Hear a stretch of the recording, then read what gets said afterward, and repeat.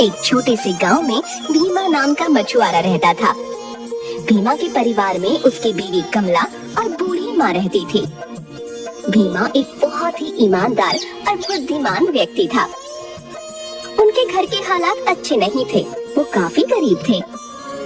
भीमा रोजाना जो मछलियाँ पकड़ता बस उन्हीं को बेचकर जो कमाई होती उसी से उनका घर चलता था।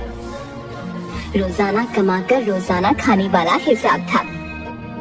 उनके पास बुरे समय के लिए कोई भी पैसे नहीं जुड़े हुए थे। भीमा भगवान में बहुत विश्वास करता था। वह काम पर जाने से पहले और नदी पर अपना काम शुरू करने से पहले हमेशा भगवान का स्मरण करता था। एक दिन जब भीमा घर से नदी की तरफ निकलने लगा, तभी उसकी बीवी कमला कहती है, सुनो, आज काम पर मत जाओ, माँ जी की तबीयत ठीक नहीं है। पता नहीं किस चीज की जरूरत पड़ गई तो। अरे भाग्यवान, यदि मैं मछलियाँ पकड़ने नहीं जाऊंगा तो आज घर का खाना कहाँ से आएगा? क्या तुम्हारे पास कुछ पैसे हैं? मेरे पास तो कुछ पैसे नहीं है। खाना लाने के लिए पैसे तो चाहिए ही, इसीलिए तुम ही जाना भी पड़ेगा और माँ जी की दवाई भी लानी है। ठीक है, मैं नदी पर मछलियाँ पकड़ने जा रहा हूँ। हो सकता है कि आज बड़ी मछली हाथ लगे और जल्दी से उसे बेचकर खाना और दवा लेकर आ जाऊंगा। ये कहकर वो अपना जाल लेकर नदी की तरफ चल पड़ता है। भीमा जैसे ही नदी पर पहुंचता है, वो भगवान का स्मरण करते हुए कहता है, हे भगवान, आज मेरे घर में खाने के लिए कुछ भी नहीं है और मुझे मेरी माँ के लिए दवाई भी लेनी है। मुझ पर कृपा रखना प्रभु, आज मुझे बड़ी बड़ी मछलियाँ मिल जाए। ये कहते हुए भीमा अपना जाल नदी में फेंकता है और मछली फंसने का इंतजार करता है। तभी उसका दोस्त मछुआरा सुंदर भी वहाँ मछलियाँ पकड़ने आता है। वो भीमा से कहता है, अरे भाया, कोई मछली फंसी है या नहीं, या यूं ही जाल डालकर बैठे हो कब से? बस इंतजार कर रहा हूँ मछली फंसने का। आज मुझे घर जल्दी जाना है। तभी भीमा को लगता है कि क्या जाल में मछली फंस गई। वो जैसे ही जाल को बाहर की तरफ खींचता है तो देखता है उसमें बहुत छोटी छोटी मछलियाँ होती हैं। ये देखकर सुंदर उस पर हंसता है। अरे वाह भाई, आज तो बहुत बड़ी मछलियाँ फंस गई तुम्हारे जाल में। सारी बड़ी मछलियाँ तुम ही ले जाओगे क्या? इस तरह सुंदर भीमा का मजाक उड़ाता है। भीमा वो मछलियाँ देखकर बहुत दुखी होता है और सोचता है, हे प्रभु, पता नहीं इतनी छोटी मछलियाँ बिकेंगी भी या नहीं और खाने और दवा के लिए पैसे भी हो पाएंगे या नहीं। उस दिन अपनी किस्मत पर रोता हुआ भीमा छोटी छोटी मछलियों को लेकर भारी मन से बाजार में बेचने चल पड़ता है। मछली ले लो, मछली, ताजी छोटी मछली। उसके पास मछली लेने कोई नहीं आता। सभी लोग बाजार में बड़ी बड़ी मछलियाँ खरीद रहे थे। वो लगातार लोगों को आवाज लगाता है कि कोई तो उसकी मछलियाँ खरीद ले। काफी देर बाजार में खड़े होने के बाद भी उसकी मछलियाँ नहीं बिकती। लोग बड़ी मछलियाँ लेने के लिए दूसरे मछुआरों के पास जा रहे थे। अब बाजार बंद होने वाला था और सभी मछुआरे अपनी मछलियाँ बेचकर घर वापस जा रहे थे, परंतु भीमा निराश था। वहीं बाजार में खड़ा इसी उम्मीद में कि कोई तो उसकी मछलियाँ खरीद ले। तभी एक व्यक्ति भीमा के पास आता है। अरे भाई साहब, ये मछलियाँ किस दाम में दे रहे हो? जी बाबूजी, ये सब मछलियाँ आप 200 रुपए में ले लीजिए। इस पर वो व्यक्ति कहता है, यह तो बहुत छोटी छोटी मछलियाँ हैं, इनके 200 तो नहीं दूंगा, 100 में देना है तो दे दो। भीमा बेचारा क्या करता।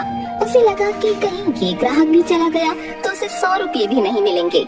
वह 100 रुपये में सारी मछलियाँ उस व्यक्ति को दे देता है। भीमा जल्दी जल्दी दवाई और कुछ खाने का सामान लेने के लिए बाजार की तरफ चल पड़ा। तभी उसके पीछे से किसी की आवाज आती है, अरे बेटा, कोई इस बुढ़िया को खाना खिलाएगा? मैंने 2 दिन से कुछ नहीं खाया और मुझ में अब इतनी शक्ति नहीं कि मैं चल भी पाऊं। भीमा पीछे मुड़कर देखता है तो वहाँ एक बुढ़िया बैठी थी जो देखने में बहुत कमजोर और बीमार लग रही थी। भीमा को उसे देखकर दया आ जाती है। आज उसके पास पैसे कम थे, परंतु फिर भी वह बिना मदद किए आगे नहीं जा पाता और उन पैसों में से थोड़े से पैसों से उस बुढ़िया को केले खरीद कर देता है। बुढ़िया भीमा से कहती है, बेटा तुम बहुत अच्छे हो, तुम्हारा दिल बहुत बड़ा है। यहाँ से कितने लोग गुजरे परंतु किसी ने मेरी तरफ मुड़कर देखा भी नहीं। तुमने मेरी इतनी मदद की और मुझे खाने को ला कर दिया, तुम्हारा बहुत बहुत शुक्रिया। भीमा वहाँ से चलने लगता है तो बूढ़ी अम्मा उसे रोक कर कहती है, देखो बेटा, तुमने मेरी इतनी मदद की तो मैं भी बदले में तुम्हें कुछ देना चाहती हूँ। बुढ़िया अपने हाथ से कुछ दाने भीमा के हाथ पर रखती है और उससे कहती है, देखो बेटा, कल जब तुम मछली पकड़ने जाओ तो मछली पकड़ने से पहले नदी में एक दाना डाल देना, उसके बाद वहीं पर अपना जाल डाल देना। ध्यान रहे, जाल डालते समय तुम्हें मन ही मन उस नदी की देवी को याद करना है और प्रार्थना करनी है कि वो तुम पर कृपा करें। परंतु इस प्रक्रिया के दौरान वहाँ कोई भी नहीं होना चाहिए, अर्थात कोई व्यक्ति वहाँ आकर तुम्हारे स्मरण में विघ्न न डाले, वरना उस नदी की मछलियों में से एक भी तुम्हारे जाल में नहीं फंस पाएगी। यदि पहली बार में ऐसा होता है तो तुम्हें केवल एक मौका और मिल पाएगा। तुम दूसरा दाना डालकर फिर से यही प्रक्रिया दोहराना, पर याद रहे वो तुम्हारा आखिरी मौका होगा। यदि तुम सफल हो गए फिर तुम्हें जो मछली मिलेगी वो तुम्हारी किस्मत बदल देगी। भीमा बुढ़िया से वो दाने लेकर अपने घर की ओर चल देता है। घर पहुंचते ही भीमा अपनी पत्नी कमला को खाना और माँ की दवा देता है। भीमा कमला को बुढ़िया वाली सारी घटना सुनाता है। कमला सब कुछ सुनकर हैरान होती है और भीमा से कहती है, अरे यह तो बहुत अच्छी बात है, क्या पता ये दाना डालने से कल तुम्हें बहुत बड़ी मछली मिले और खूब अच्छे दाम पर बाजार में बिके। अगले दिन भीमा वो दाना और अपना जाल लेकर नदी की तरफ निकल पड़ता है। नदी पर पहुंचकर वो भगवान का स्मरण करता है और उस दाने को वहाँ नदी में फेंक देता है। वो मन ही मन सोचने लगता है, हे भगवान, आज मेरी मदद करना। जैसा कि बुढ़िया ने कहा था, मछली फंस जाने के बाद आज मेरी किस्मत बदल जाएगी। मुझ पर कृपा करना प्रभु। तभी जाल में हलचल होती है। भीमा जाल को बाहर खींचने लगता है परंतु उससे जाल अकेले खींचता ही नहीं। तभी सुंदर वहाँ आ जाता है और उसकी सारी मेहनत पर पानी फेर देता है।